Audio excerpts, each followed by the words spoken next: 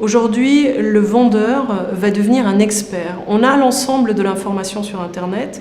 L'acheteur final attend cette transparence de l'information. Il veut pouvoir avoir un expert qui soit à sa disposition au moment où il le veut.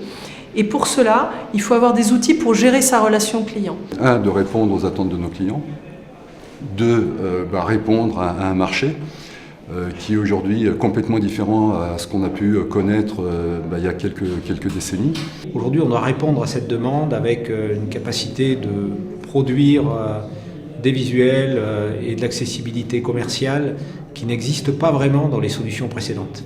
L'enjeu commercial pour moi il est d'éviter de rentrer dans la morosité ambiante du logement, puisque les chiffres qui sont annoncés sont plutôt mauvais et autour des moins 15%, donc c'est d'essayer au moins de stabiliser, voire de faire mieux que le marché. Valoriser la qualité de son offre, ça c'est très important. Réussir à être simple et pédagogique dans la présentation de son offre, tout en étant compétitif en termes de prix. Grâce à la mobilité, grâce à Internet, on peut avoir des informations du suivi de chantier, l'avancement des travaux, personnaliser son logement, tout un tas de choses qui vont permettre de personnaliser l'expérience et d'accompagner le client après la vente ou la signature. Que ce soit réalité virtuelle, visite 3D, produits je dirais de marque qui vous permettent de visualiser votre logement d'un plan à plat et en réalité virtuelle. Donc c'est vraiment un bon pour les clients puisqu'ils vont pouvoir s'imaginer, à mon sens, plus facilement demain quel va être leur logement avant même d'y habiter. On communique beaucoup sur le bioclimatique puisqu'on est sur une maison qui optimise son exposition en fonction des types de terrains qu'on a,